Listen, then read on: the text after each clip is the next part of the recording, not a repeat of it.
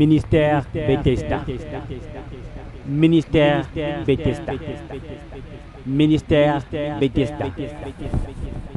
Bien-aimés dans le Seigneur, il y a un esprit derrière toutes ces choses. Vous savez, même derrière l'œuvre que nous faisons, il y a un esprit. Derrière ce que nous faisons en ce moment, derrière la parole qui a été déposée ce matin, il y a un esprit. Il y a un esprit derrière chaque chose. Et le problème, c'est que vous reconnaissez l'esprit qui vous conduit au travers des fruits que vous portez.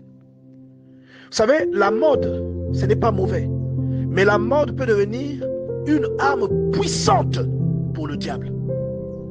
Pour attaquer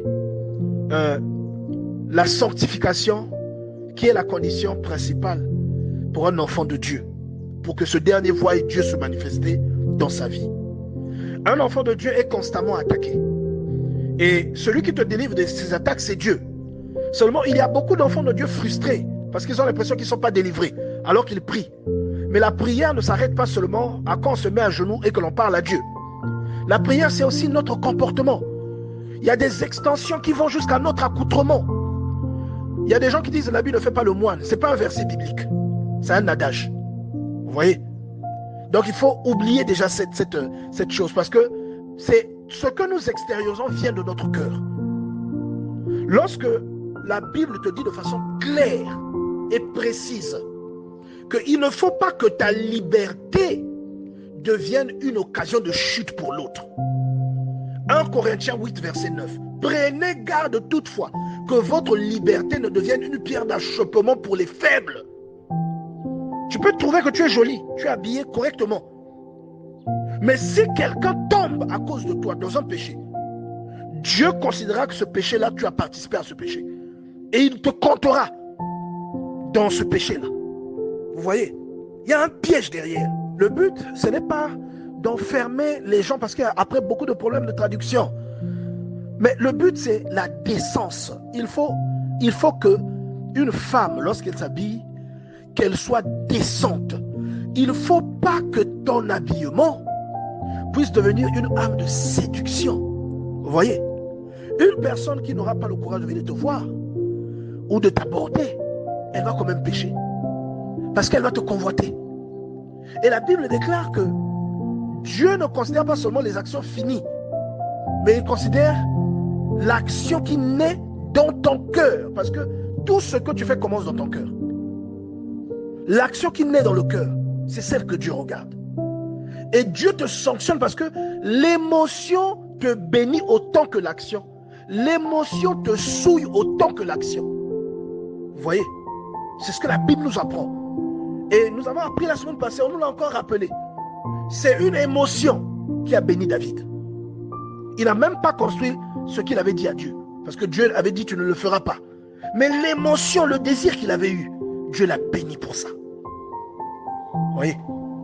Et le diable utilise beaucoup cette arme. Si tu es une femme, que tu pries et que tu t'habilles bien, mais que quelquefois ton habillement est susceptible de faire d'être une arme de séduction, remets-toi en question.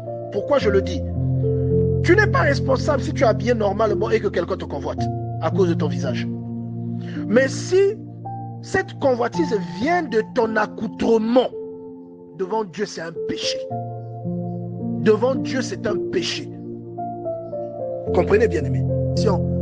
Et la Bible déclare dans le livre de Corinthiens, bien aimés dans le Seigneur, premier livre de Corinthiens chapitre 8 verset 9, prenez garde toutefois que votre liberté ne devienne une pierre d'achoppement pour les faibles. Les faibles dont on te parle ici, ce n'est pas les gens qui n'ont pas mangé. Les faibles, c'est les personnes qui ne sont pas affermies. Voyez, Dieu ne te condamnera pas parce que tu es belle ou parce que tu es beau et que quelqu'un est séduit en te voyant.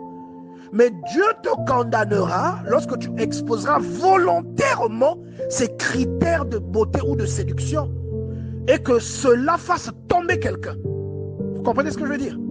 Les hommes et les femmes n'ont pas le même type d'arme de séduction. Chez l'homme, c'est peut-être l'apparence, mais ce n'est pas indécent la plupart du temps. Chez la femme, ça l'est. Parce que ça touche tout de suite aux organes. Il y a la poitrine, il y a le postérieur. Ça touche aux organes. Ce sont des éléments attractifs. Et il y a beaucoup d'hypocrisie chez les femmes. Vous savez cela. Et ce sont des choses qui doivent faire la joie de votre conjoint, que vous exposez. Donc les femmes, vous pouvez emmener beaucoup de gens en enfer. Parce que Dieu dit que les adultères iront en enfer. Vous pouvez aussi sauver la vie de beaucoup de gens si vous vous habillez d'une façon décente, d'une façon responsable. Vous voyez, c'est un esprit qui est derrière tout ce que nous faisons. Il y a un esprit derrière tout ce que nous faisons, bien-aimés dans le Seigneur. Habillez-vous d'une façon décente. Vous épargnerez beaucoup de gens. Mais ne sous-estimez jamais les arguments du corps d'une femme, qu'elle soit une femme pieuse ou pécheresse. Dieu a fait la femme d'une façon différente de l'homme. Et elle convainc à des endroits sans avoir besoin de parler. Vous voyez?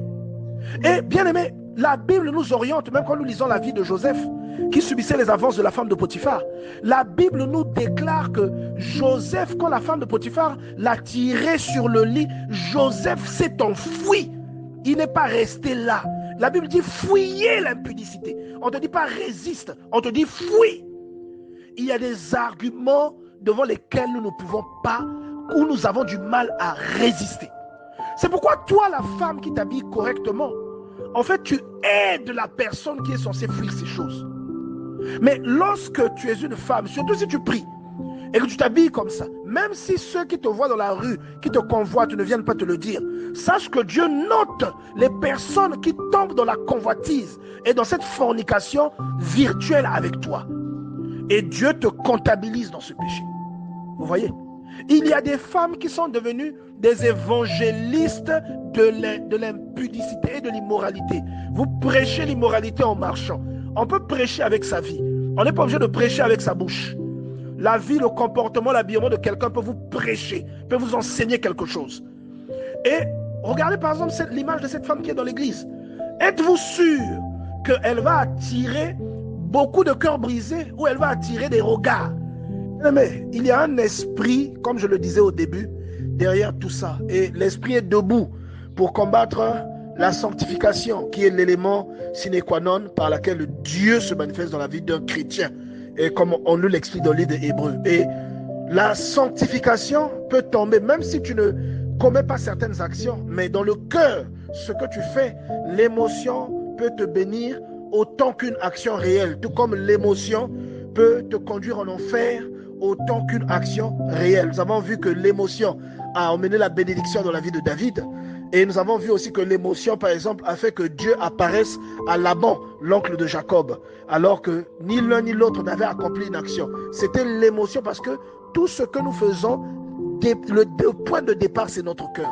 Vous voyez? Donc, si vous convoitez une personne dans votre cœur, Dieu comptabilise ça comme acquis. Vous voyez? Tout comme vous souhaitez du mal à quelqu'un, c'est comme si vous l'avez tué. Donc, vous pouvez contribuer à épargner ou à aider les gens dans le combat contre l'immoralité. Et lorsque vous tombez vous-même dans ce combat, vous devenez un agent. Quand vous vous habillez comme ça, vous devenez un agent vecteur du diable. Vous devenez quelqu'un, c'est-à-dire une arme massive, une arme de destruction de mœurs. C'est ce que certaines de nos sœurs sont devenues. Vous marchez avec des arguments exposés et vous êtes là en train de commettre des crimes sans que vous ne vous en rendiez compte. On ne vous demande pas de porter la robe de Marietou ou de porter les robes de tralala qui descendent jusqu'aux chevilles. Ce n'est pas ça. Il ne faut pas mal comprendre ce que l'on dit. Mais on est en train de vous dire de vous habiller d'une façon décente. Vous pouvez être moderne et décente. Vous pouvez être propre et décente. Vous pouvez bien vous habiller et habillé dans la crainte de Dieu, mais vous êtes aussi belle. Vous voyez, je prie vraiment qu'une sœur comprenne cette parole. Que Dieu vous bénisse. Ministère Bethesda. Ministère Bethesda. Ministère Bethesda.